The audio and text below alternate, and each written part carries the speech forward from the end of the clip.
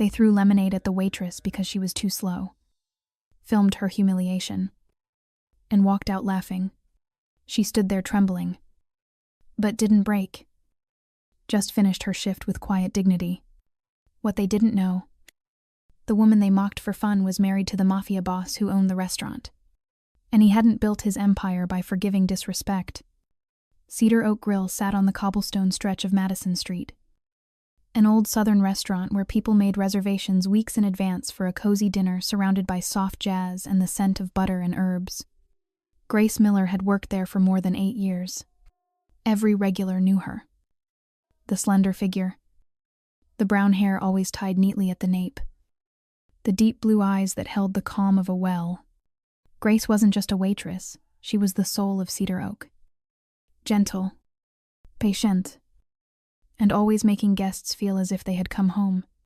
But tonight wasn't like any other. When Grace approached table 13, where 2 young men in sleek suits were seated, she sensed trouble before a word was spoken. They didn't look at her when ordering, only snapped their fingers as if calling for a pet. One of them, Ethan, had a close-cropped haircut and an expensive watch. The other, Brent, never let go of his phone, occasionally pointing its lens at her as if filming his own private comedy show. Grace kept her polite smile. She had met all kinds of people and knew not everyone came wrapped in kindness. But they kept pushing. They ordered 2 steaks, then sent them back because the meat didn't look expensive enough. They deliberately dropped their silverware, forcing her to bend down while they snickered into each other's ears. Then came a question that froze her in place. Were you ever a model? Maybe for a prison catalog?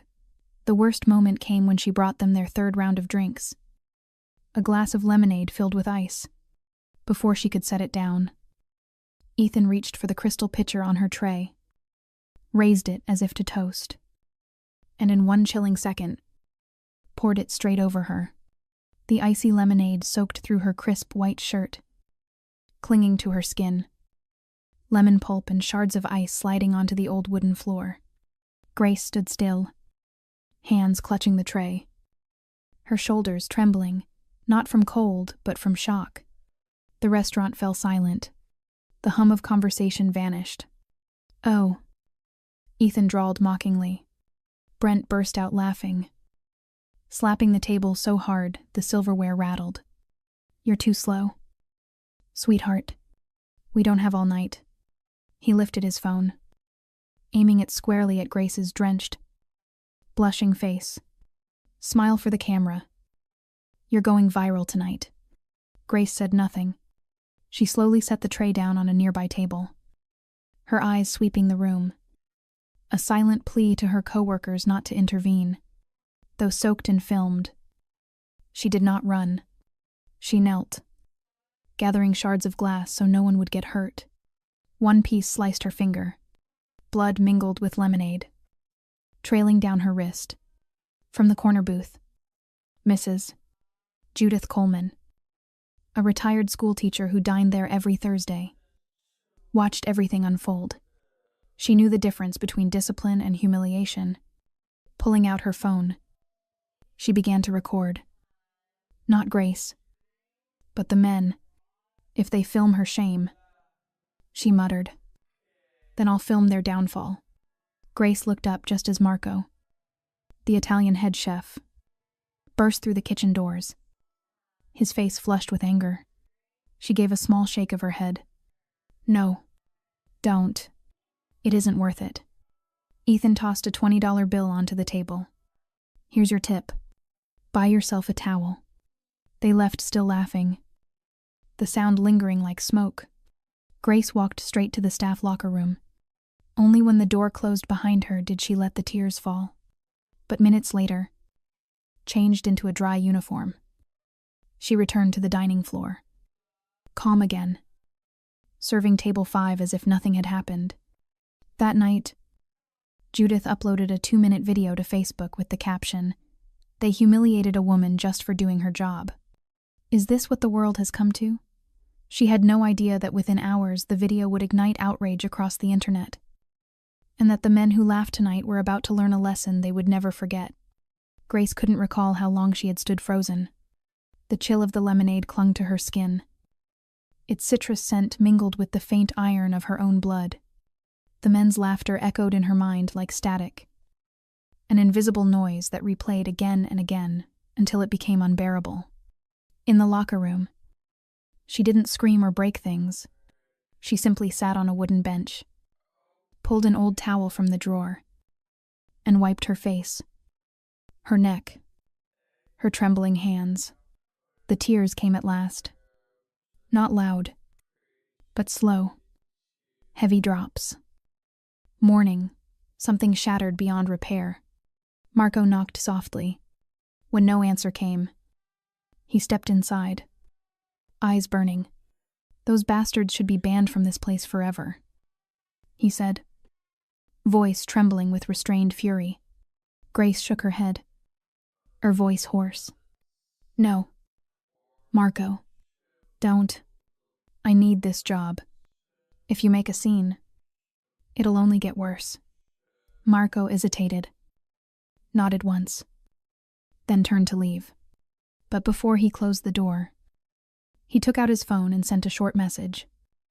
Not to the manager, not to the press, but to someone sitting less than an hour's drive away, someone who would understand instantly that the line had been crossed. Meanwhile, out in the dining room, Mrs. Coleman was still holding her phone. She hadn't posted the video yet. She wanted to be sure her emotions hadn't clouded what she saw. But when Grace reappeared from the back, her uniform dry, her eyes still wet, and smiled gently at an elderly couple waiting for dessert, Judith knew the world needed to see this moment, not as a spectacle of cruelty, but as proof of quiet dignity and strength. Her caption was simple. 2 men poured a pitcher of lemonade over a waitress because she was too slow. They laughed and filmed her. But she didn't break. This is Grace. This is Grace. Then she pressed post. At home, in a small apartment on the western edge of Charleston, Will Miller was cooking dinner for 2. He had just lifted a piece of grilled rib from the pan when his phone buzzed on the counter. A message from Marco appeared. 2 words. It happened. Will paused, removed his apron, wiped his hands, and opened the text. No photos. No video. No explanation. But for a man like him, someone who lived in a world where the most important information was always disguised in simplicity, Will knew this wasn't just a workplace incident. Within 3 hours, the video began to spread. It started among Judith's friends, mostly retirees, teachers, doctors, people who still believed kindness was a standard, not a choice. They shared it with fury and compassion. Then local news outlets noticed. By midnight, the video had tens of thousands of shares, reaching far beyond Charleston. But Grace knew nothing. She had turned off her phone the moment she left the restaurant. She didn't have the strength to read messages or see her own face in the video others had filmed. She only wanted to forget. But that was impossible. At a high-end bar 12 blocks away from Cedar Oak, Ethan and Brent were raising glasses with their friends, bragging about their joke from earlier that night. Brent played the video on his phone, laughing hysterically as the scene of lemonade splashing across Grace replayed. We should start a TikTok channel for stuff like this, Ethan said, his voice thick with alcohol. People love watching others get humiliated. But they didn't know that while they were laughing, that same video had reached the eyes of a man not easily offended. But once he was, the consequences were never just an apology. Will Miller wasn't the kind of man who appeared in newspapers. He didn't give interviews or stand behind podiums, but he ran a logistics network that stretched across the southeastern United States, and he had his own way of dealing with disrespect. That night, as Will watched the video for the second time, his gaze no longer belonged to a husband. It was the gaze of someone who had seen what happened to those who crossed a line and how they simply disappeared. Grace went to bed, hoping that morning would bring a normal day. She didn't know that this night would mark the beginning of a storm not for her, but for those who had humiliated her. The next morning, sunlight filtered through the small window of Grace's apartment, slipping past the white curtains and pooling across the wooden floor. Birds sang softly outside the balcony. The world seemed at peace. Yet her heart was heavy. She had been awake since 4 a.m, unable to sleep. Her mind circling fragments of the previous night, the laughter, the restaurant lights, the sting of cold lemonade sliding down her neck, the sympathetic glances from a few guests, and Marco's eyes when he fought to hold back his anger. Grace sat at the small kitchen table, hands wrapped around a cup of coffee, gone cold. She hadn't told anyone, hadn't dared open her phone, afraid of seeing messages from coworkers or management. She had no idea how far the video had spread. To Grace, it was still a private shame she wished could stay buried forever. The door opened quietly. Will stepped in, his gray suit jacket gone, sleeves of his white shirt rolled up, his tie slightly loosened, his familiar cologne mixed with the stale scent of coffee, freezing the small kitchen in uneasy stillness. He looked at her for a long time without a word. That was enough for Grace to know he had seen the video. She didn't ask how, because Will was never the kind of man to be surprised. He always knew, whether in business or in life. "You've seen it?" Grace asked softly, afraid to break the fragile silence surrounding them. Will placed his phone on the table. The video was paused at the exact moment Ethan hurled the picture. Grace's eyes in that frame, shocked, pained, but unbroken, made his chest tighten. "I've seen it," he said in a low, even voice, void of emotion. "Who filmed it, Mrs.?" "Judith. A regular," Grace replied. She meant well. "I didn't expect people to share it this much." She lowered her head, fingers clutching the edge of her shirt. "I'm so ashamed. Will, the whole city must have seen me like that." Will walked around the table and stood behind her, resting his hands on her shoulders. "You have nothing to be ashamed of," he said slowly. "The only shame belongs to the 2 men in that video." Grace turned to face him, her eyes a mix of love and fear. "Please don't do anything reckless. They're just drunk. Ignorant boys. I just want it to be over." Will didn't respond immediately. He walked to the window, looking out. The Charleston sky was blue and peaceful, as if nothing had happened. But inside him, a storm was gathering. "You know, Grace," he said, his voice deep and low, "when I was young, I used to think the world was fair, that if you lived decently, people would respect you. But I've learned that men like those 2, they don't understand decency. They only understand power." He turned back to her, his eyes now sharp as steel. "I can't let them keep laughing. Not because I'm your husband, but because they believed they could humiliate someone and walk away untouched." Grace rose and took his hand. "Will, I know you want to protect me, but you promised. You left that world behind. You're not that man anymore. We have a quiet life now. Please don't destroy it for the sake of 2 fools." Her voice trembled, not only out of fear for him, but because a small part of her wanted to see them suffer too. Will stayed silent, his hand tightening around hers, gentle, but unyielding. "I promise, Grace," he said slowly. "I won't do anything illegal, but there are other ways to teach a lesson. Legal ways. Just more effective ones." He lifted her chin softly. "Do you trust me?" Grace looked at him for a long moment. In his eyes, she saw what had once made her fall in love, the calm, the certainty, but now it was shadowed by something darker. She wanted to believe him, but her heart whispered that this would not end with a promise. "I trust you," she said quietly, though her voice faltered.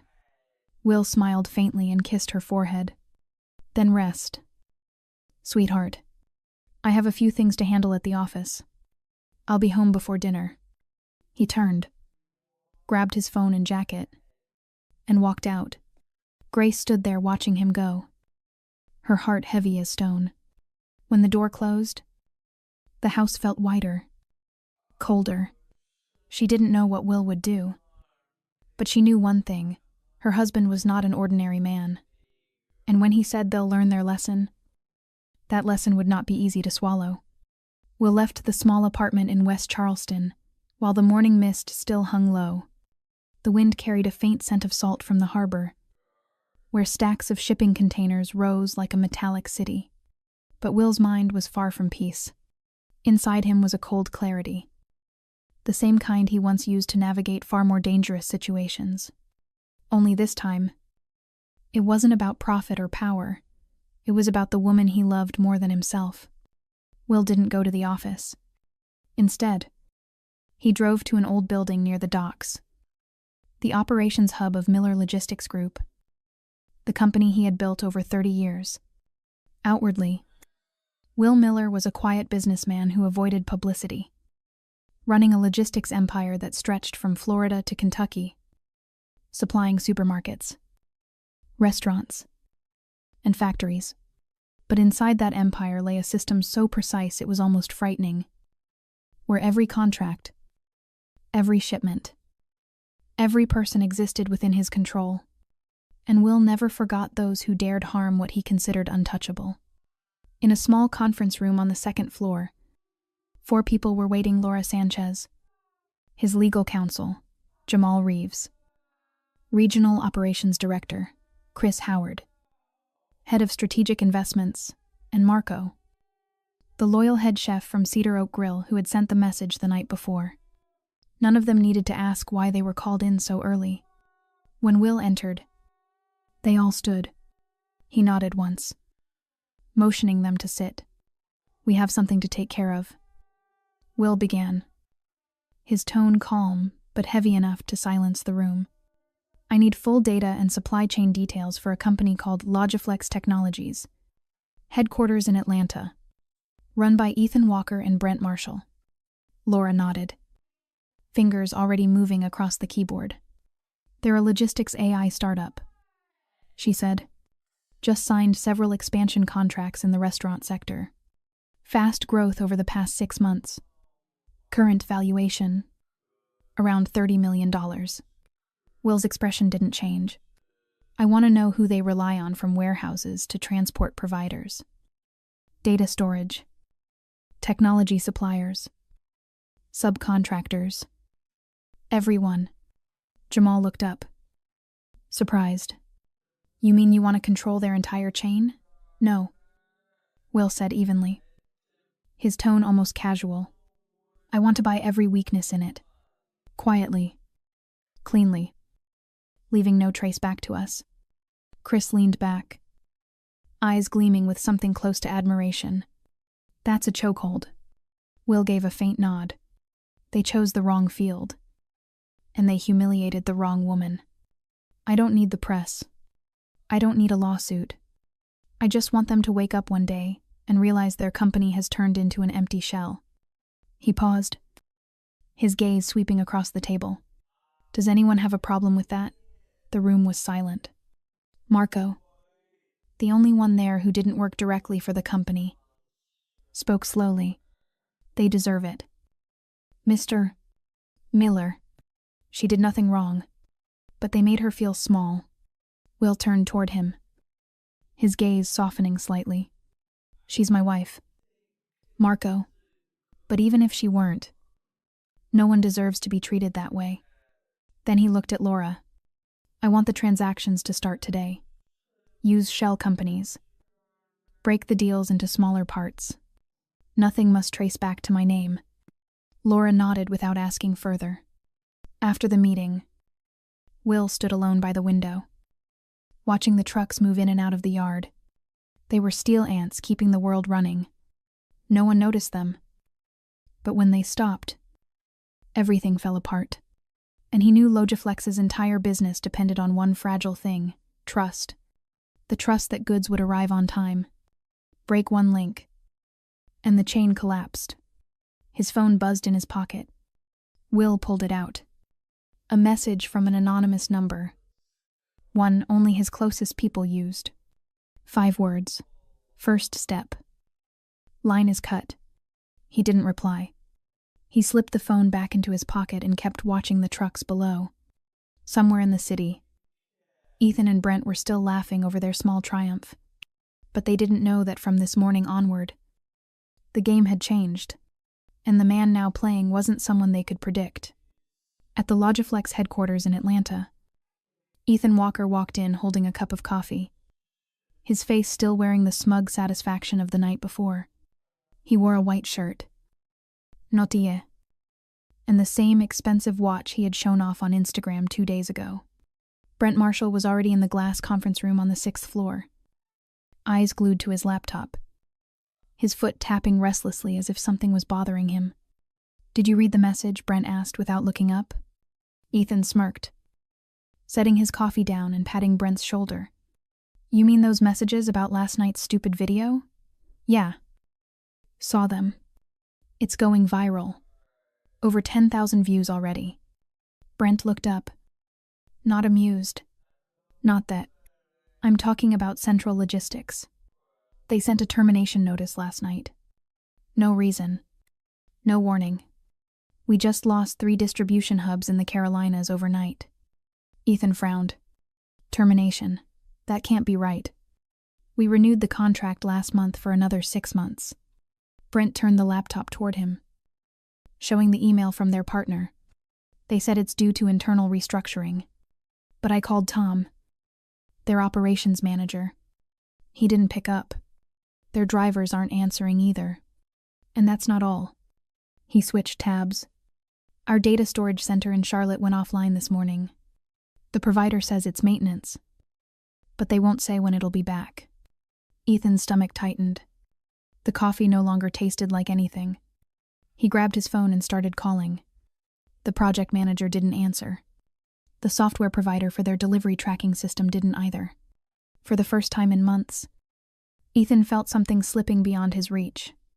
"Could it be a cyber attack?" he asked, his voice lower. Brent shook his head. "I don't think so. There's no breach. No hacking. Everything's stopping legally. By procedure. But something's not right." He paused, then looked at Ethan. "Do you think this could have anything to do with last night?" Ethan laughed. But the sound was short and uneasy. "You mean that waitress? Come on." "Man, it was just a joke. People do stuff like that all the time. Maybe she was embarrassed. But that's not enough to make an entire logistics chain fall apart." Brent didn't answer. He understood more about how the world worked, especially the parts people like Ethan refused to believe existed. "Do you even know who owns that restaurant?" Brent asked quietly. Ethan froze. "No. It's just a small family place." "Right." Brent opened a browser, searching for Cedar Oak Grill. The ownership details were vague. The listed owner was a law firm. The registration address in Charleston. No personal name attached. That made him even more uneasy. "You find that strange? A small restaurant registered under a legal entity with no public owner." A chill crept up Ethan's spine. He began pacing. "What are you saying? You think we pissed off someone powerful?" Brent stayed silent, his eyes fixed on the screen, where a stream of red error messages blinked across the order system. Delayed shipments. Missing trucks. Unverified driver locations. A few minutes later, the office phone rang. Their secretary announced a call from Redstone Capital, one of their main investors. Ethan picked up. The voice on the other end was cold and clipped. "We've been informed of major operational disruptions in 3 distribution zones. We need an explanation. Fast." Ethan looked at Brent. Brent looked back. Neither spoke, but both knew this was no technical glitch. Whoever was behind it wasn't ordinary. They left no trace. No name. No warning. And yet, step by step, they were stripping everything away. Ethan's hand tightened around the phone until his knuckles went white. He had always believed he was the one controlling the game, but now it seemed they were nothing more than pieces in a game they hadn't even realized they'd entered. Within 48 hours of the Redstone call, Ethan and Brent were like men lost in a storm they hadn't seen coming. The performance dashboards that had once run smooth as polished glass were now filled with blinking red dots. Deliveries missed. Drivers without trucks. Tracking systems offline. But what terrified them most wasn't the glitches, it was the silence. The silence from longtime partners who once called them industry disruptors and the future of smart logistics. Brent spent the morning glued to the phone, calling every contact he had. Most didn't pick up. Some gave vague excuses. Others redirected him to legal departments, their biggest fleet supplier. Trans-South Logistics, responsible for 40% of their vehicles, had terminated their contract with a single line, per Clause 6. Party A reserves the right to end the agreement with 12 hours' notice. 12 hours. Just enough time for Logiflex to run out of options. While Brent tried to steady his breathing, Ethan opened an email from their legal team. A company named Brookstone Group had just acquired 3 of Logiflex's largest warehouse partners in the southeastern region. No one had heard of Brookstone. No website. No public board. Yet the name was now stamped across every new contract, tight terms. Double pricing. And full prepayment in cash. Ethan slumped into his chair, staring at the screen, his hand trembling. "We're being strangled," he whispered. "Someone's buying us from the inside out." Brent didn't respond. His eyes were on a new message from customer relations. Logiflex's industry rating had dropped to 2 stars. Dozens of negative reviews were pouring in at once. Late by 3 days. No technical support. Cancelled without notice. They knew none of it was real. But these reviews weren't from random clients, they were from major restaurant chains. The kind of names that shaped public trust. That afternoon, Ethan and Brent entered the internal meeting room with the rest of the executive team. No one laughed. No one joked. Faces were grim. Eyes filled with worry. Ethan looked around and for the first time felt his confidence crack. He cleared his throat and began with vague reassurances that this was temporary. That they were restructuring. That partners would return. But everyone in the room knew. Words like that no longer meant anything. The room was silent. Marco, the only one not directly employed by the company, raised his voice carefully. "They deserve it. Mr. Miller, she did nothing wrong, but they made her feel small." Will turned to him, his gaze softening. "She is my wife, Marco, but even if she were not, no one deserves to be treated that way." He turned back to Laura. "I want the transactions to begin today. Use shell companies. Break the deals into smaller parts. Nothing can be traced to my name." Laura nodded without another question. After the meeting, Will stood alone by the window and watched the trucks flow through the yard like steel ants that keep the world moving. No one notices them. But when they stop, everything collapses. He knew Logiflex lived on the fragile faith of customers who believe deliveries will arrive on time. Break one link and reputation evaporates. His phone vibrated in his pocket. A message from an anonymous number known only to him, and a select few read 5 words. "First step. The line is cut." He did not reply. He slid the phone away and kept looking out over the yard. Somewhere in the city, Ethan and Brent were still laughing over their small victory. Unaware that the game had changed at dawn, and that the man now playing was not an opponent they could anticipate. At the Logiflex headquarters in Atlanta, Ethan Walker walked in with a cup of coffee, and the same smugness he had worn the night before. He wore a white shirt without a tie, and the expensive watch he had shown on Instagram 2 days earlier. Brent Marshall sat in the glass room on the 6th floor with his eyes on his laptop, his foot tapping an uneven rhythm that betrayed his unease. "Did you read the message?" Brent asked without looking up. Ethan smirked, set his coffee down, and patted his shoulder. "You mean the messages about last night's silly video I saw them? It is hot. More than 10,000 views already." Brent lifted his gaze. The usual spark gone. "Not that. Central Logistics sent a sudden termination notice last night. No reason. No warning. We lost 3 coordination hubs in the Carolinas overnight. Ethan frowned. A termination notice. How is that possible? We renewed the contract last month for 6 more months. Brent angled the laptop toward him and pointed at the email. They cited internal restructuring. I called Tom, their operations manager. No answer. Their drivers are silent. And that is not the only thing. He opened another tab. Our data storage site in Charlotte is offline. The provider says maintenance with no specific time to restore. The coffee turned tasteless in Ethan's mouth. He called the project manager. No answer. He called the tech partner who handled the delivery software and live tracking. No answer. For the first time in months, he felt something sliding beyond his control. Could this be a cyber attack? He asked. His voice lower now. Brent shook his head. I do not think so. There is no sign of intrusion. Everything is stopping in a way that is legal and procedural. But something is wrong. He paused and met Ethan's eyes. Do you think this has anything to do with last night? Ethan laughed. But the sound was brief and uncertain. You are talking about that waitress. Come on. We were just joking. People do that kind of thing all the time. Maybe she felt humiliated. But not enough to bring down an entire logistics network. Brent did not answer. He understood more about how the world works. Especially the parts people like Ethan prefer not to believe in. Do you know who owns that restaurant? He asked softly. Ethan went still. No. It is just a family place. Right. Brent searched for Cedar Oak Grill. Ownership was murky. A law firm was listed as the legal representative. The registration sat in Charleston. No personal name attached. That only made him more uneasy. Strange.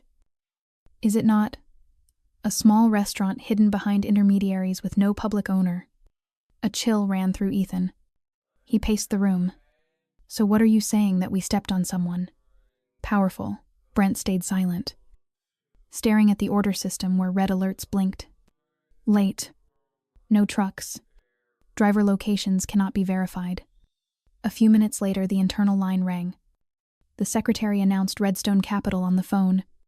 They were one of Logiflex's early strategic investors. Ethan picked up. The voice was flat with ice. We have been informed of severe disruptions across 3 distribution regions. We need answers. Quickly. Ethan looked at Brent, and Brent looked back. Neither spoke. Both understood this was not a glitch. Whoever was behind it was not ordinary. No signature. No face. No warning. Yet, step by step, someone was stripping away everything they had built. Ethan's grip whitened around the handset. He had believed he controlled the game. Now he sensed he was only a piece on a board he had not known existed. A young finance manager raised a tentative hand. Have we considered we are being manipulated? Some kind of covert takeover or hostile play by a competitor? Brent looked at him. Then at Ethan. Both men knew he was naming the truth, though they lacked the proof to call out the hand behind it. Years of running a fledgling company had tuned their instincts. This was no free market. This was an organized hunt. That night in his office, Brent opened his laptop and traced each recent transaction. He found that 3 longtime partners of Logiflex had been acquired in less than 10 days. The buyers were freshly formed subsidiaries, registered in different states with representatives no one in the industry had ever heard of. The network was opaque, yet moved with astonishing smoothness. Each time they lost a partner, a replacement appeared with absurd terms that made it impossible for Logiflex to sign. Brent logged every detail into a spreadsheet. He stayed at it until midnight, trying to find a thread. Every time he neared a clue, he hit a wall. Everything was hidden behind airtight legal shells. There was no one to appeal to, no one to blame. Ethan sat by the window with a glass of untouched whiskey, looking down at the lights of Atlanta, a city where only months ago he had believed himself part of a new generation of ambitious founders. Now it felt like a video game whose real player had been switched long ago. He felt control slipping from his hands. The net was tightening. No noise, no blood, but certain. When it closed, it would not be only Logiflex that fell. It would be the proud egos of two men who once thought the world could never touch them. 1 week after the night at Cedar Oak Grill, Grace felt the rhythm of her day's shift. The restaurant was as busy as ever. But the stares of pity and curiosity were gone. The video Mrs. Judith had posted had faded into the loud river of news, leaving behind a quiet current of empathy. Enough that those who had seen it remembered her not as a victim, but as a woman of strength. Still, something was off. Will had changed. He still came home on time. Still brewed her tea at night. Still asked about her day. Yet his eyes had deepened into a private distance, as if holding too much that could not be spoken. Grace was no naive woman. After 15 years with Will, she was used to his composure, the way he controlled every situation. But this silence was different. It was not a gentle pause. It was the hush of someone hiding a storm. That evening, sitting together in the living room with warm lamplight reflecting in the wineglass in her hand, she glanced at her husband, reading on his tablet. "Do you mind if I ask you something?" she said. Steadying her voice, Will looked up, warm but cautious. "Of course. Ask." She set the glass on the wood table. "I heard Logoflex, the company those two men run, is in serious trouble. People online say they are losing contracts and their share price is plummeting. It is strange how it all began just after that video spread." Will kept his face still. He gave a small nod, neither denying nor confirming. "Yes, I heard that too." She let a moment pass. Then she met his eyes. "Will, are you involved?" He placed the tablet on the table and looked directly at her. For several seconds, neither spoke.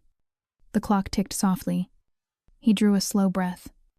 "If I were, what would you think?" Grace's eyes held the lamplight like a lake touched by a small ripple. "I do not know. I understand why you would want to protect me. But if someone loses everything because of me, I am not sure I could live with that." Will leaned back and folded his arms. "I did not act the old way. Grace, I did not threaten anyone. I did not break the law. But I will not sit still while you are humiliated, and they keep laughing. Do you remember when you said men like Ethan and Brent would never understand kindness? You were right. Men like me understand something else. Some lessons can only be learned by losing what you thought no one could take from you." Grace laced her fingers in her lap. She did not know whether to be angry or moved. She had begged him not to return to the man he once was. The man from the early years of their marriage, who could make a company disappear with a single phone call. Now he said he had done nothing illegal. Yet the way he bent the world around him felt the same. Quiet. Precise. Effective as winter. "Do you regret it?" she asked. Will shook his head. "I regret only that I did not begin sooner. When I saw you standing there, soaked in lemonade, still trying to smile at another table. I have never felt so powerless. Not anymore. Now they are the ones feeling it." Grace stood, moved behind him, and wrapped her arms around his shoulders. She said nothing. He did not turn. Two people in a quiet room, each carrying a separate faith and a private fear. She knew she could not stop him. Perhaps a part of her no longer wanted to. Outside, the wind rose. News about Logoflex spread. Inside their small apartment, the stillness held. It was the kind of silence shared by two people who know each other completely, and who also know that what is coming may demand more than anger. The next morning, Will left early in his usual light gray suit and the old watch he had worn for 10 years. His face showed no anger. Only the steady calm of a man who has made a decision and will see it through. From the balcony, Grace watched him go, knowing the day would not be like any other. At the operations office of Miller Logistics Group, a closed meeting was called. There were no slides, no long decks, only a single map of a supply network stretching across the American Southeast, and Will standing before it, hands clasped behind his back, eyes sweeping over delivery nodes, distribution centers, and strategic routes he had built over 30 years. His voice was even and sharp. The operation was codenamed Paragon. The target was Logiflex Technologies. The method was to buy every link they depended on. From vehicle leasing to routing software providers to data storage systems and the small funds that had backed them in their earliest days, Will had already seen the flaw in Logiflex's structure. They had grown too fast, leaned too heavily on outsiders, and were so confident they never built a strong enough core to stand on their own. He could read it at a glance. He directed legal and investments to move through 3 fronts. Brookstone Group would handle physical logistics. Cardinal Data would acquire digital solution providers. Vantage Equity would approach Logiflex's minor shareholders one by one with offers that felt impossible to refuse. Everything would be lawful. No contract forced. No act outside commercial law. Yet each deal would be another nail in the coffin. Will did not need speed. He needed certainty. Every step was a chess move in a long game. When a former partner of Logiflex was bought, the company kept operating. Bid prices doubled. Terms shifted. And every special consideration for Logiflex vanished. When their dispatch software passed into the hands of Cardinal Data, system updates slowed by 30 seconds. Just enough to scramble delivery times in ways no one could trace. And when Vantage Equity quietly accumulated 15% of the company's shares through a series of small acquisitions, the voting power at the board meetings began to shift toward a side Ethan and Brent didn't even know existed. Will didn't appear in the news. He didn't hold press conferences. He didn't send threats. He simply appeared in the right place at the right time, signed the right documents, and let the system move the way he designed it to. Every contract canceled. Every partner withdrawn. Every share transferred. Each was another breath taken from Logiflex. And when the entire network was finally held by people loyal to Will, he said only one thing to his team: keep everything as it is. Just make sure they're no longer at the center. Meanwhile, in Atlanta, Ethan began noticing things that could no longer be explained by normal business logic.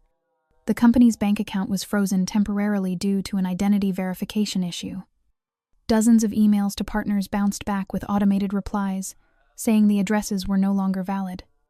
Their backup server network was inaccessible due to internal policy changes from a new provider. Brent, usually the one who could think his way out of any crisis, now sat silently in front of his computer, staring at red error lines cascading across the screen, unsure where to even begin. When Redstone Capital sent a formal notice demanding they present a comprehensive recovery strategy within 7 days, Ethan couldn't respond. He knew this was no longer about strategy. This was a war where he couldn't see the enemy, couldn't hear the weapons, but was losing everything piece by piece, hour by hour.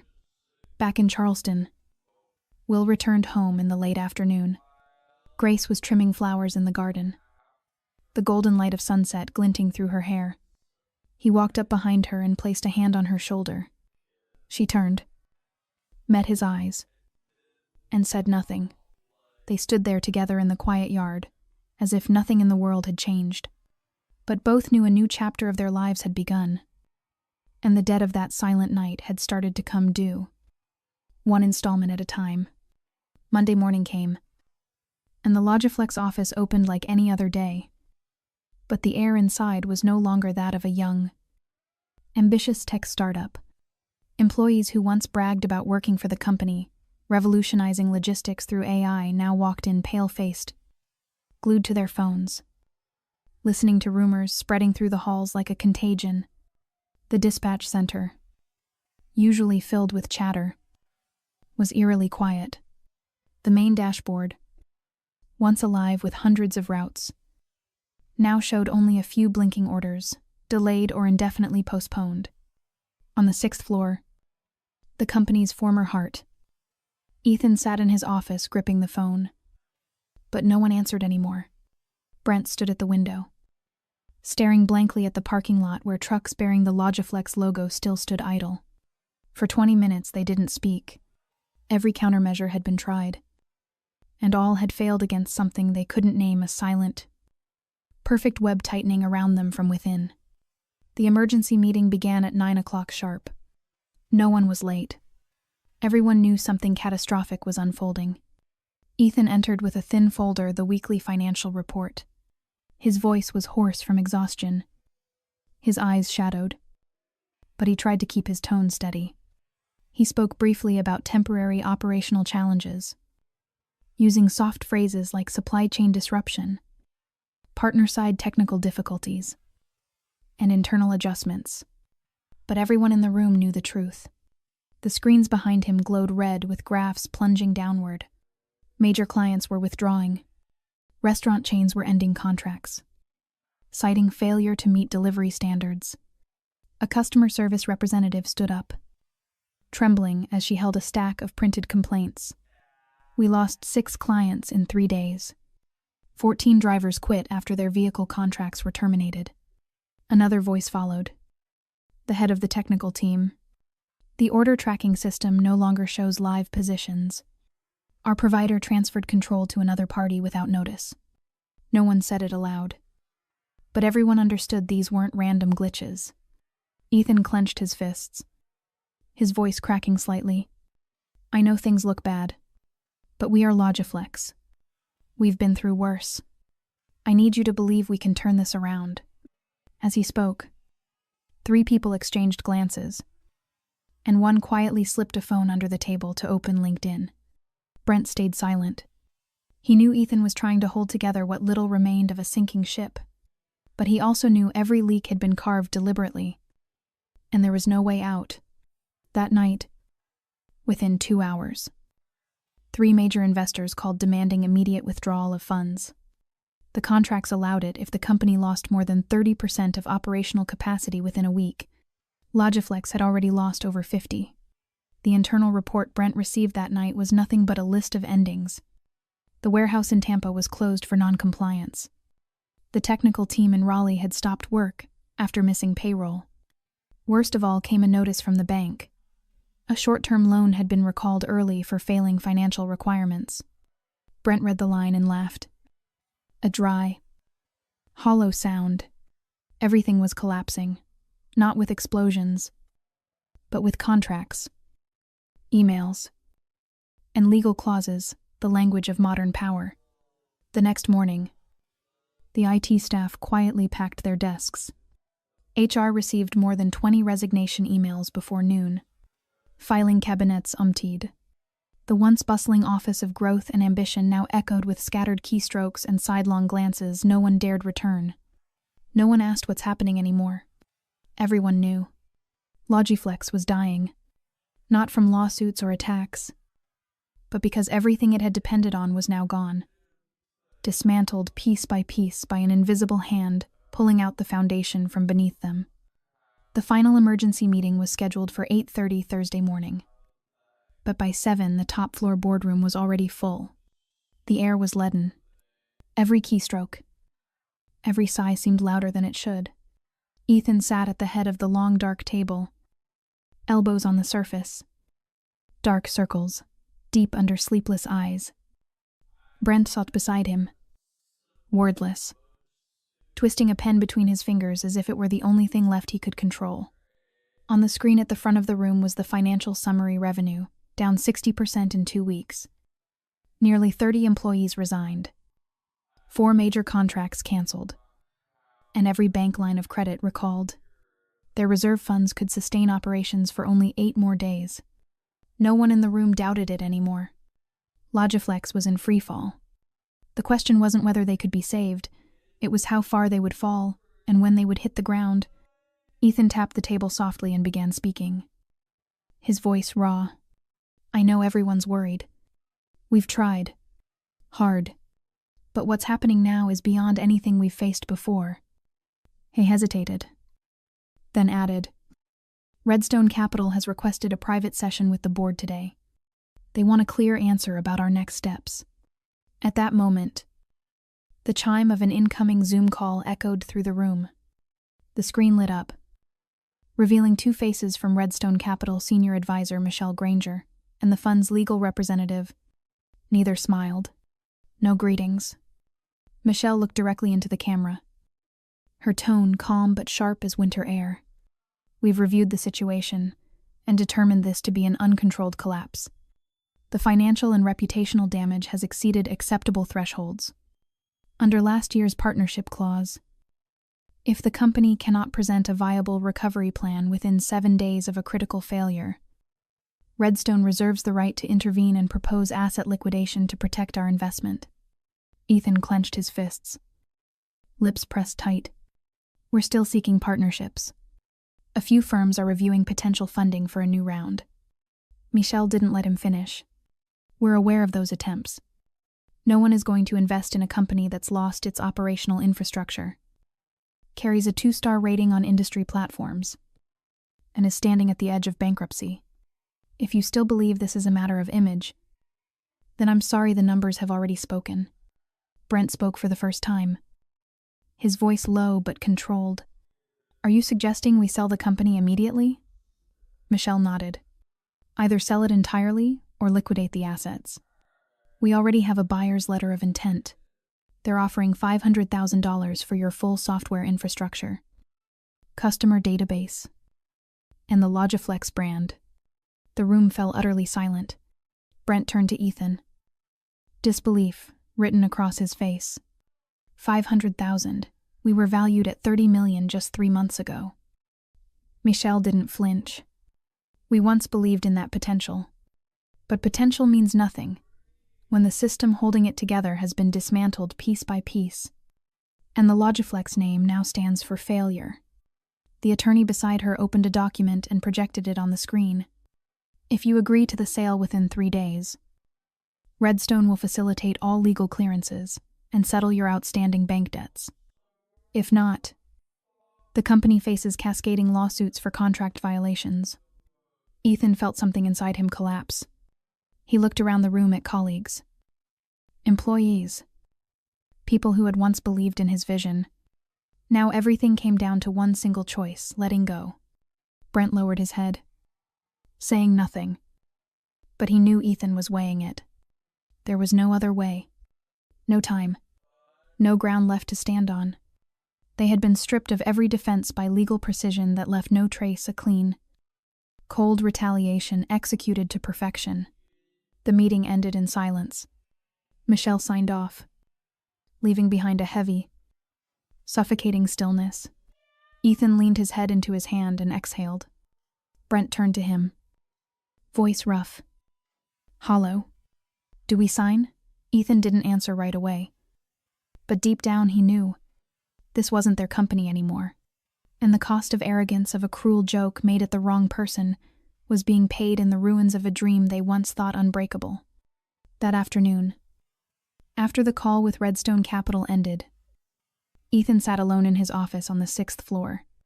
The window was open slightly, letting in a faint breath of early autumn air, but nothing could quiet his mind. Everything hung in suspension, caught between an ending and something he couldn't yet name. Brent stood against the wall, hands in his pockets, eyes fixed on the laptop screen where the offer letter glowed $500,000. A cruel joke, and their only lifeline from a sinking ship. The phone rang, slicing through the stillness. Ethan looked at the screen. Unknown number. He hesitated, then answered. The voice on the other end was deep, slow, deliberate. I represent Vantage Equity.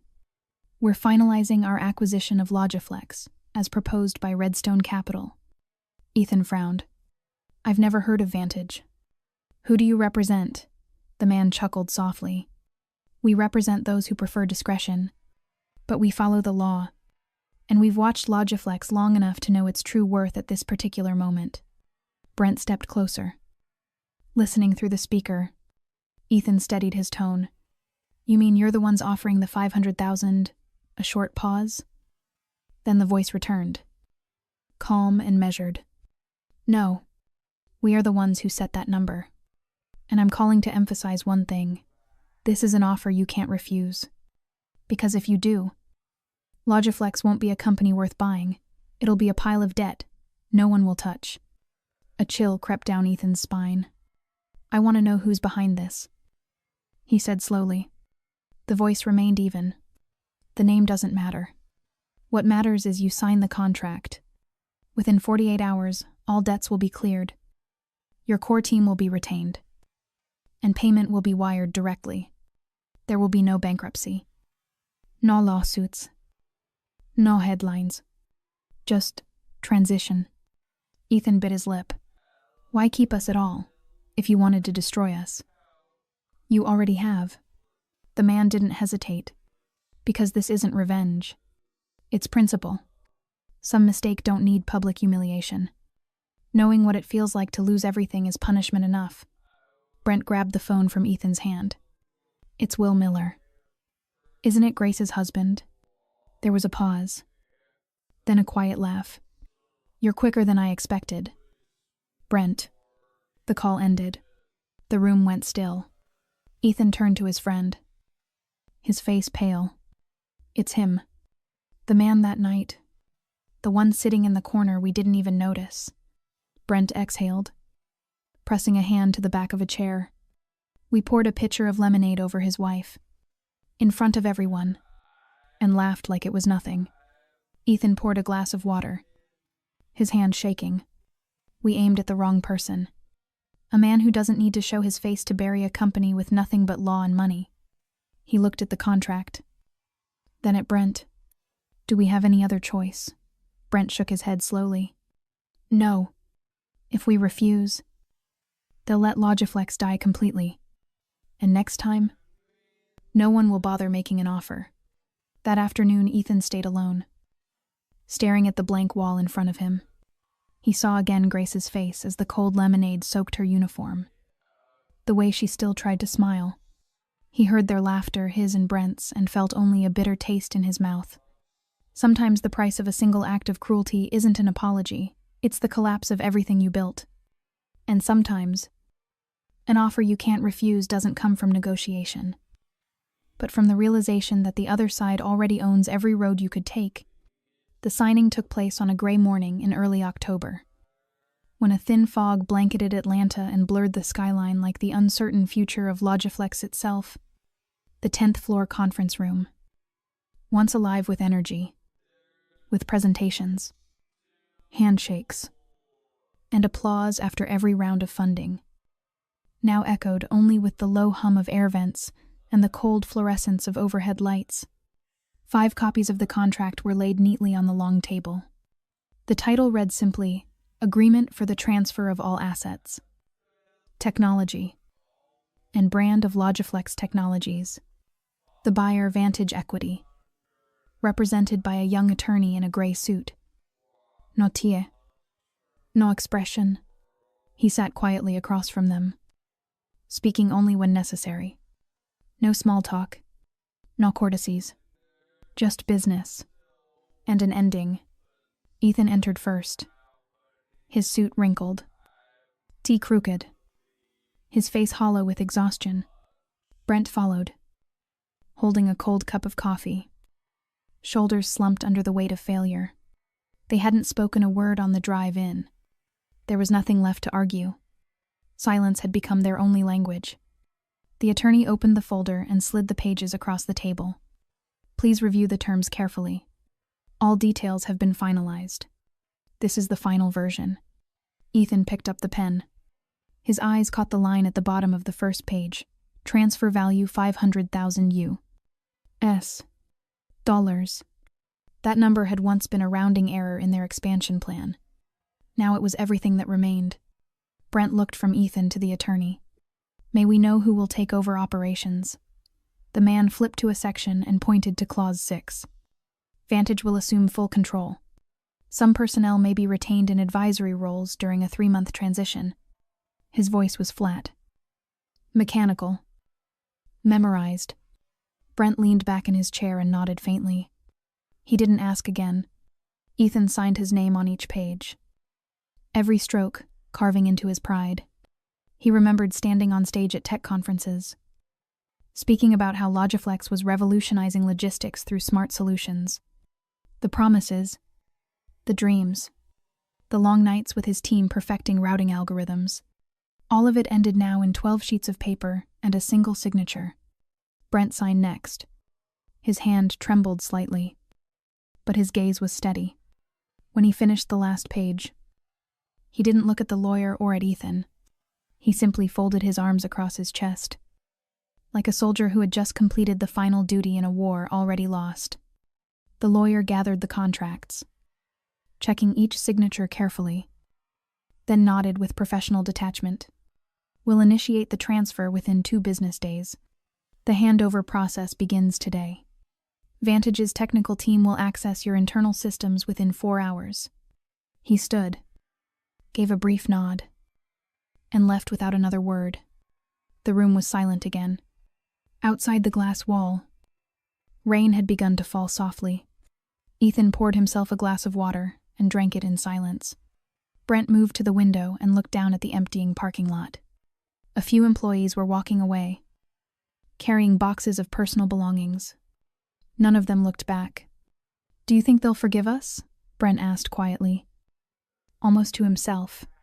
Ethan shook his head. "They don't need to forgive us. They just need to forget." But deep down, he knew no one ever truly forgets. This story would remain as a quiet warning, a lesson whispered among those who once believed arrogance and a few cruel laughs could go unpunished. Ethan left the boardroom slowly, each step heavy with memory. Brent followed without a word. They were no longer founders, no longer entrepreneurs, only 2 shadows leaving behind a dream that once burned bright, carrying a single contract, their silent ticket off stage. Without applause, but full of echoes. 2 days after the signing, the media exploded with news no one had expected to resurface. Founders of Logiflex, once a multi-million-dollar logistics tech firm, will hold a public apology for misconduct at a Charleston restaurant. The headline spread like wildfire across social media. Those who had seen the video months ago shared it again, filling comment sections with outrage, curiosity, and mockery. So they finally bow their heads. How's that lemonade taste now? Ethan can't wait to see Brent cry. Major networks announced live coverage of the event. A press conference was scheduled at the Grand Palmetto Hotel, Charleston's most luxurious venue, known for hosting corporate summits and elite galas. But this time, the stage was reserved for 2 men who once thought themselves untouchable, now facing the public to return dignity to the woman they had treated as invisible. Will stood at the apartment window, watching the steady rhythm of Miller Logistics trucks rolling through the streets below. Operations flawless as ever. He said nothing, merely nodded when his assistant placed the schedule on his desk. The press conference is set for 11 a.m. Monday. They'll speak for 10 minutes, followed by 5 minutes of questions. 13 television networks confirmed live coverage. Online viewership is projected to exceed 1 million. Will took a sip of his tea, his gaze calm. "Does Grace know?" The assistant nodded. "She's agreed to attend. Front row. No statement. No interviews." Meanwhile, in the hotel's backstage room, Ethan and Brent sat under the hands of stylists and media coaches. Ethan's fingers trembled as a technician clipped a small microphone to his lapel. Brent sat hunched forward, sweat glistening on his forehead despite the cool air. Both wore black suits, white shirts, gray ties. They were no longer confident startup founders pitching to investors, but 2 hollow men preparing to step into the light, not to celebrate success, but to confess failure. The city buzzed with anticipation. Cafes streamed the news on their televisions. Radio commentators debated the social cost of arrogance and the moral collapse of modern entrepreneurship. The local paper ran a full feature titled, "From Lemonade to a $1 billion Fallout, the Price of a Thoughtless Act." Public opinion split sharply. Some wanted to see the men humiliated. Others wondered whether remorse could ever be genuine or just another PR maneuver. Grace dressed quietly that morning in a soft blue dress. Simple, yet graceful. She didn't want to stand out, nor could she hide what her presence represented. She was the mirror reflecting the truth that behind every apology lay a woman who had suffered in silence long enough for her anger to turn to something quieter and sharper. She didn't need their apology, but they needed to say it. The night before the press conference, Ethan rewrote his speech for the 10th time. Every sentence felt like an act of penance. But he knew none would suffice. No words could wash away the look in Grace's eyes that night, the moment she stood drenched in lemonade, frozen beneath laughter and dim light. While he told himself it was just a joke, Brent wrote nothing. His silence was his punishment. To sit there, to face the cameras, was enough. At 11 o'clock Monday morning, the nation watched. But for Ethan and Brent, the audience didn't matter. The conference wasn't for the public. It was for one person. A woman who had once walked away without a word. Her uniform soaked. Her dignity intact. And now her silence had forced the world to speak. At exactly 11, the tall doors of the Grand Palmetto Ballroom opened. Dozens of cameras turned in unison. Flashes flickering like lightning. The stage lights cut across a long table set with 2 microphones. Behind it, the white backdrop read in simple letters, Public Apology Press Conference, Charleston, South Carolina.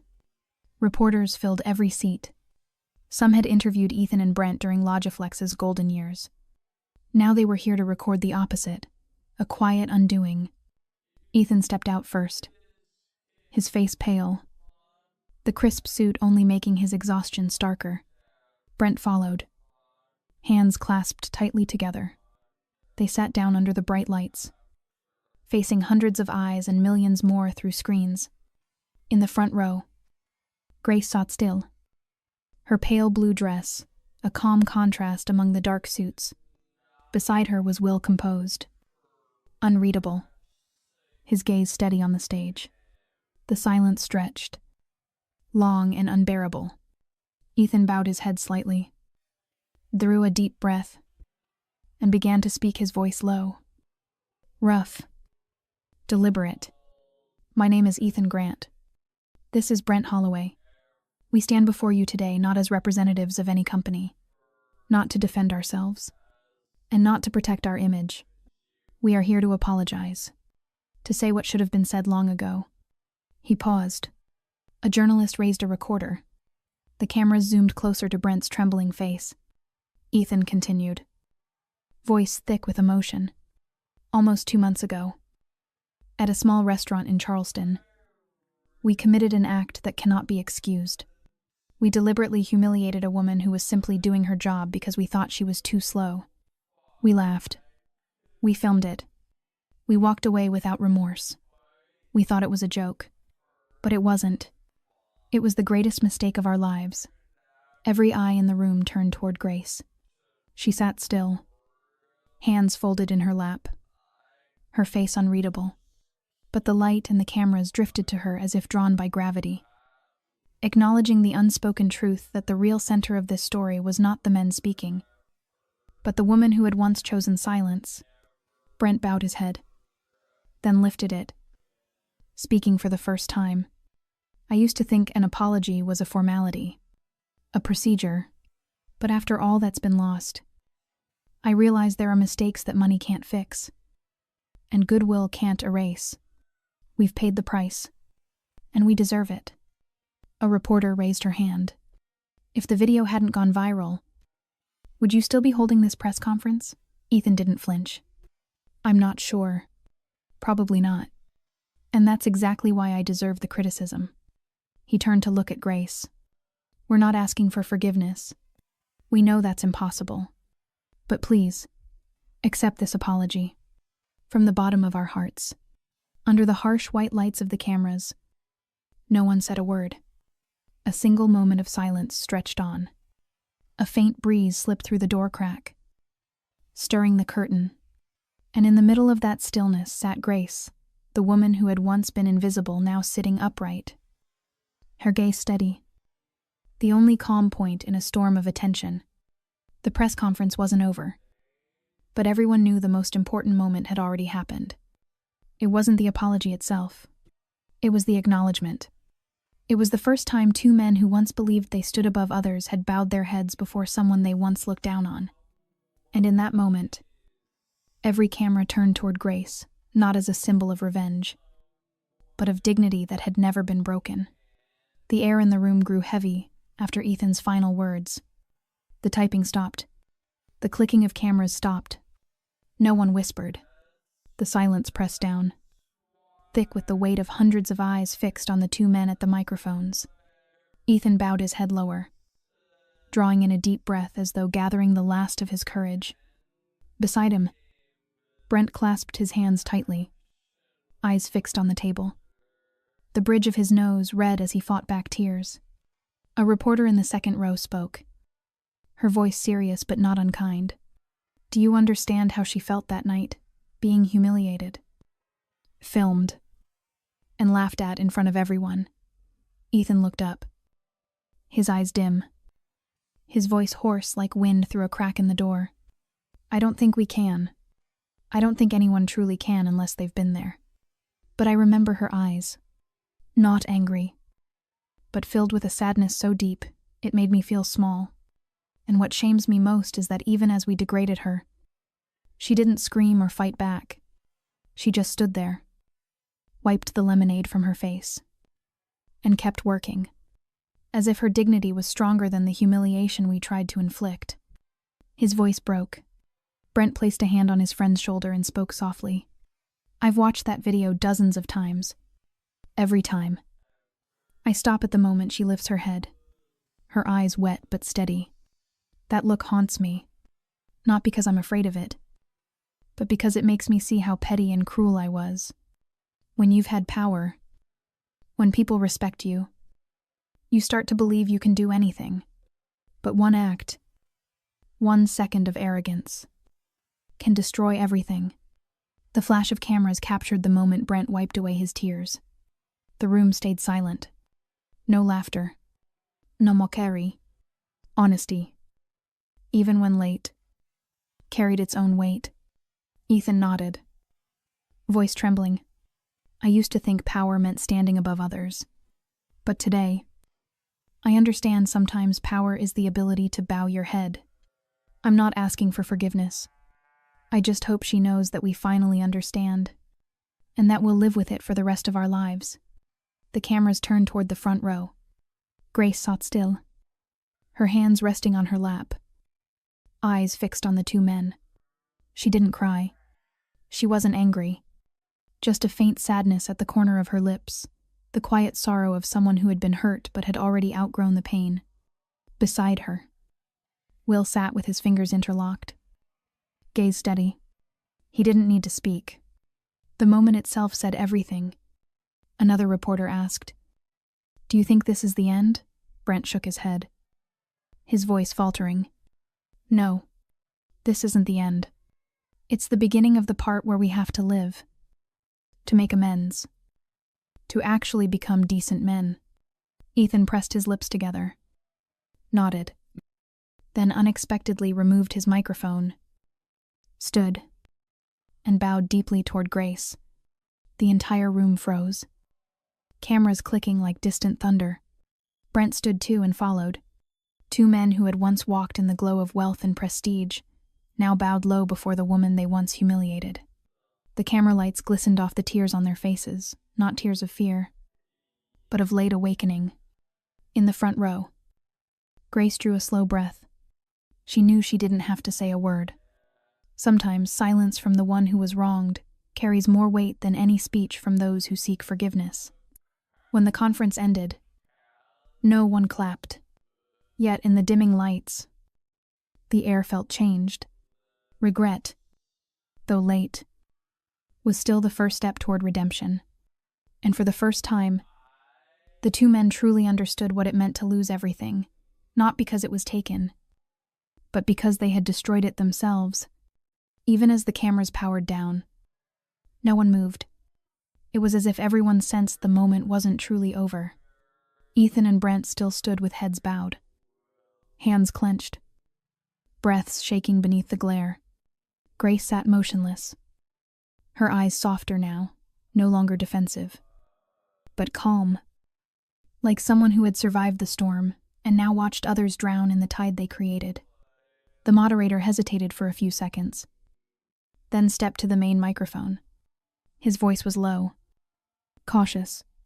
If Ms. Grace Miller would like to say something, this may be the right moment. The room fell silent again. So still you could hear the shuffle of paper. Grace rose slowly. The lights shifted toward her. No longer the waitress in a soaked uniform. She now wore a pale blue dress, her hair neatly tied back, her face bare of heavy makeup yet radiant with quiet grace. She stepped to the small podium, fingers laced in front of her. Will remained seated, eyes following her, knowing this moment belonged to her alone. "Thank you," Grace began, her voice soft but clear. "I never thought I'd have to stand here, in front of so many people, because of something I tried so hard to forget." She paused, took a slow breath. "I've heard your apologies, and I believe you mean them. But I won't say I forgive you, because forgiveness isn't something you give like a gift. It only has meaning when the pain is gone. And I still remember that night very clearly." She looked down at Ethan and Brent, their eyes red and swollen. "I remember the cold sting of lemonade running through my hair, down my neck. I remember the laughter. I remember the looks, some pity, some turning away. I remember trying to stand tall, trying to smile and keep serving.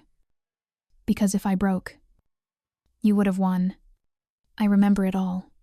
But I don't hate you anymore. Because hate is like holding on to burning coal. It only burns the hand that clings to it." The room was utterly still. Grace's gaze swept across the cameras, her image filling the screen behind her. "I don't want to be a symbol. I'm just an ordinary woman trying to make a living. But I hope this story makes someone, even just one person, stop before they laugh at another's pain. Because the person they mock today might be the one they'll have to bow to tomorrow." Her voice quivered, but stayed steady. "I accept your apology. Not because I've forgotten, but because I choose to let go. I choose to move on. And I hope from today, you'll live better lives. Not to prove anything to me, but to make peace with yourselves." She bowed her head and stepped back. Applause broke out, soft at first, then spreading across the room. It wasn't loud or triumphant, but steady, like quiet recognition. Ethan wiped his tears, and Brent bowed deeply once more. Grace returned to her seat. Will rose to meet her, placing a gentle hand on her shoulder and nodding. No words were needed. Between them, silence was enough to know it was over. Outside the hotel, the sun had softened. The media still swarmed, camera flashes flickering endlessly. But Grace didn't stop.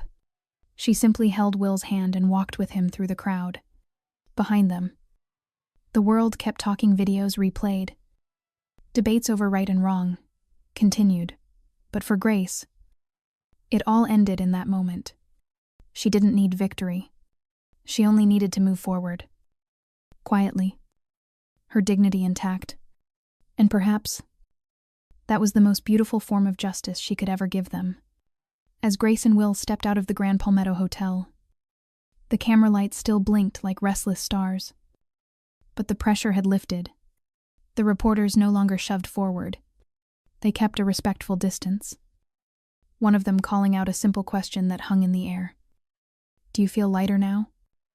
After everything, Grace smiled faintly, said nothing, and walked on hand in hand with her husband. Her silence was the answer, a silence that made people pause, reflect, and understand without words.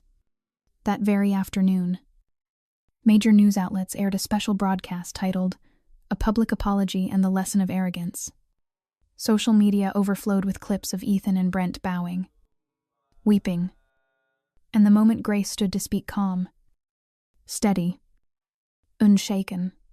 Comment sections lit up with emotion, sympathy, anger, satisfaction.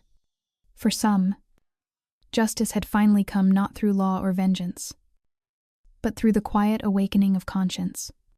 The New York Times published a 2,000-word editorial calling the event a rare social reckoning between power and pain, where those who once ruled learned at last to listen. CNN opened its evening segment with the line, "A public apology, unlike any other. But what silenced millions wasn't the tears of the men, but the calm of the woman who needed no grand words to redefine grace." Even startup forums that once celebrated Ethan and Brent as icons of innovation now used their story as a cautionary tale without integrity. Success can vanish overnight. The echoes lingered for days. Talk shows dissected every word Grace spoke, every flicker of Ethan's expression, every hesitation in Brent's eyes. Some accused them of performing remorse, others believed they had truly changed. But what mattered was the conversation that followed a national reflection on dignity, empathy, and accountability. Teachers used the story in classrooms. Executives discussed it in board meetings. Ordinary people shared it at dinner tables. Logiflex was no longer remembered as a tech company, it had become a parable, vivid and painful, about how we treat others. Ethan and Brent disappeared from public life after the conference.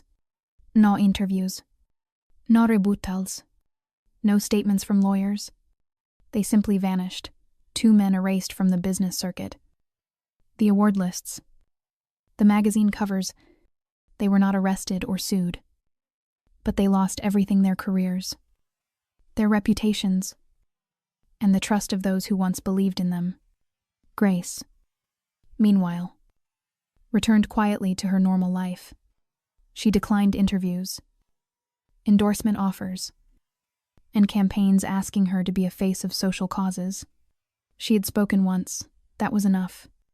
Beyond the lights, she wanted only to live ordinary, unadorned, and free of the weight of symbolism. Yet in Charleston, people spoke her name with quiet reverence. Those who passed Cedar Oak Grill no longer called her Grace the waitress.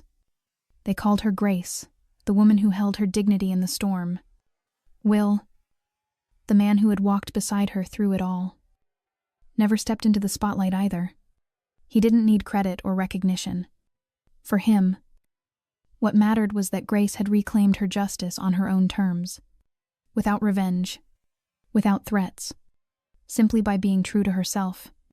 The media storm eventually died down, as all storms do, but the story lingered not because it was dramatic, but because it was true, because it revealed something simple and profound, that sometimes what makes people bow is not pressure or punishment, but the gaze of the one they hurt, a gaze without hatred. And when the lights faded, what remained was silence, a silence that made the world think. About a week after the press conference, Grace returned to work at Cedar Oak Grill. There was no announcement, no banner across the entrance, no cameras waiting. She arrived on a quiet Monday morning like any other, wearing her soft brown uniform, hair neatly tied back, carrying her worn canvas bag. But what wasn't ordinary anymore were the eyes that greeted her. Her coworkers, the cooks, servers, even the young hostess who had just started a month earlier, all came to her with genuine warmth. Their looks held no pity, no curiosity, only respect. Some hugged her gently. Others just placed a hand on her shoulder and smiled. Marcus, the middle-aged manager, stepped out from behind the bar holding a cup of coffee. He handed it to her and said, "We kept your favorite spot by the counter, the one where you can see the whole place." Grace smiled, nodded, and thanked him softly. Since her return, familiar faces had begun to reappear among the customers. Some recognized her and spoke with quiet kindness. Others left notes beside their bills that read, "We respect you." A few young guests asked for photos, but she declined politely. For Grace, the past wasn't a springboard to fame. It was a reminder to live slower, deeper, and more peacefully. One rainy afternoon, while she was wiping down a table, a boy around 12 walked in with his mother. He whispered something to her, then approached Grace shyly. "Are you Miss Grace, the one who was on TV?" She bent down and smiled. Nodding, the boy continued, "I just wanted to say, I think you're really strong. My mom told me when I grow up, I should be kind. Like you. Grace touched his hair gently. If you can do that, she said, you'll be stronger than I'll ever be. Her return didn't change the rhythm of the restaurant, but it changed the way people saw those who served them. Online, someone wrote that after Grace's story, they had started saying thank you more often to waiters, showing patience when food came late, treating staff with basic kindness. A small movement called Respect the Server spread on social media, encouraging fair and humane treatment of service workers. Will kept his ritual of stopping by Cedar Oak Grill every afternoon, sitting at the corner table, reading the paper while waiting for Grace to finish her shift. They didn't need to speak much. A glance across the room was enough. For him, letting her return wasn't abandonment, it was trust.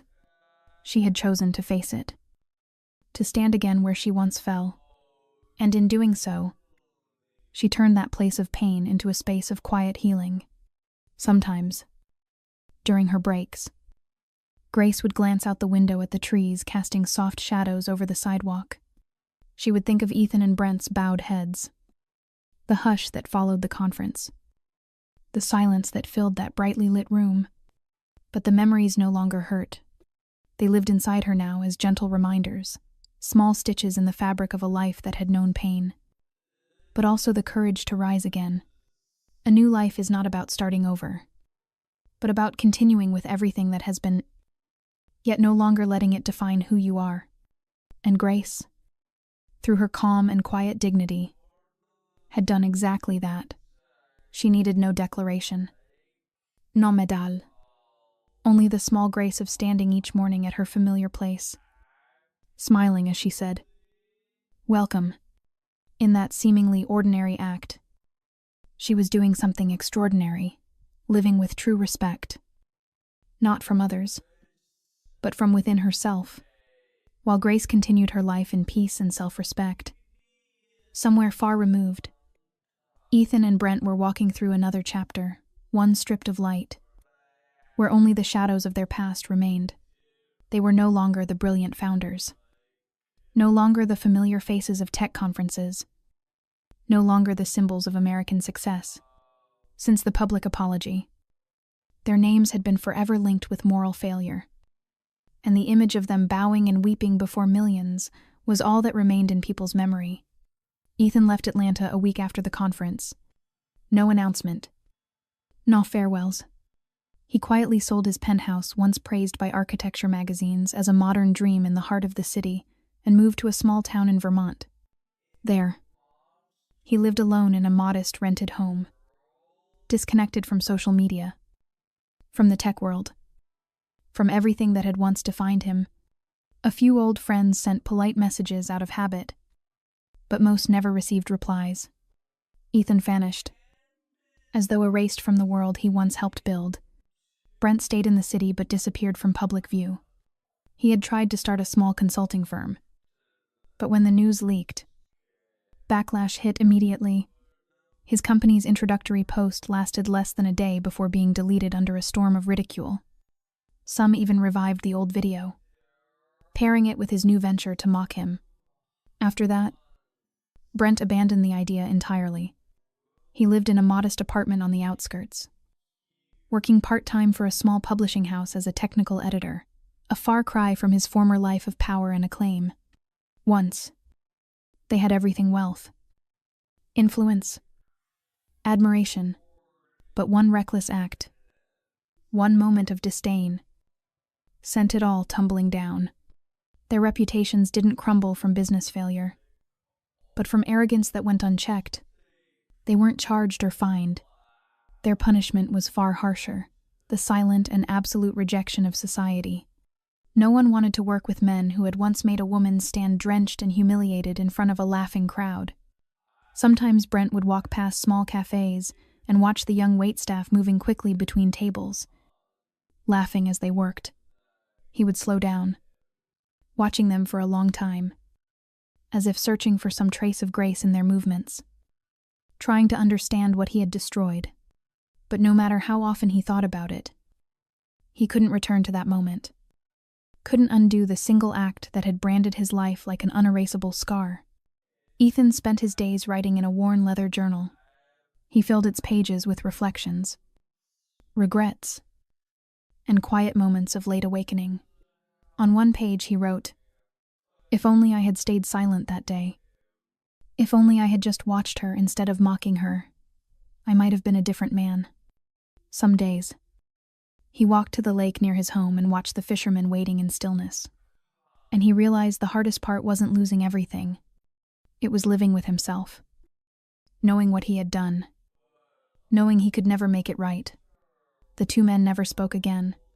Their friendship, once a bond, once a strength, had shattered under the weight of truth and shame. They walked separate paths that led to the same place, the shadow of the past that no light could erase. Some said they had learned their lesson. Others said it wasn't enough. But either way, they no longer had the right to answer back. In the rare dreams that still carried color, Brent sometimes found himself back at Cedar Oak Grill. He would see Grace standing there, smiling, saying, "You can choose differently this time." Then he would wake to the creak of the ceiling fan, to the dark room, to the echo of his own name, Brent Holloway, as though it belonged to someone else. Someone who once had a future. That shadow was all that remained of him. A faint echo in a story people would tell for years. A warning that power can lift a man onto a pedestal. But only character decides how long he can stay there. And when character is lost, all that's left is a hollow silhouette wandering the corridors of memory. One late afternoon, the Charleston beach was bathed in amber light, waves rolling gently to shore like the steady breath of time. Grace and Will walked hand in hand along the sand, saying nothing. Yet every step carried a peace words could never capture. The sea breeze played with her hair, carrying the scent of salt and something eternal. They didn't need to speak. Silence between them was understanding. Will looked at his wife not as a man guarding something fragile, but as one in awe of her strength, of how she chose calm over anger, dignity over revenge, forgiveness over bitterness, and freedom above all. Grace bent down and picked up a small seashell, turning it in her palm as if weighing the past itself. She no longer saw her memories as wounds. Each one had become part of her journey. Shaping the woman she was now, strong but gentle, decisive yet kind. When they stopped near a rocky outcrop overlooking the sea, Will said softly, his voice almost carried away by the wind, "You did what most people never could.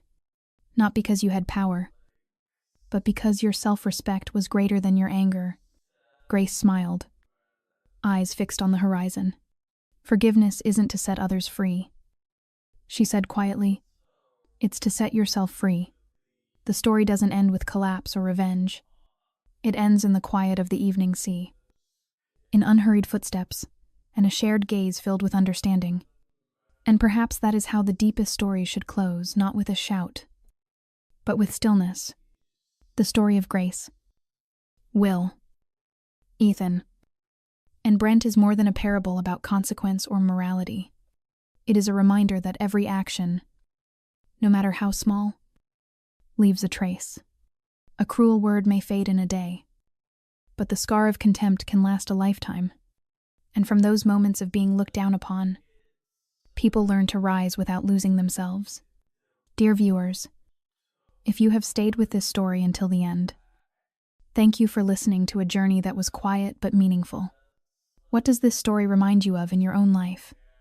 Have you ever witnessed or lived through something similar?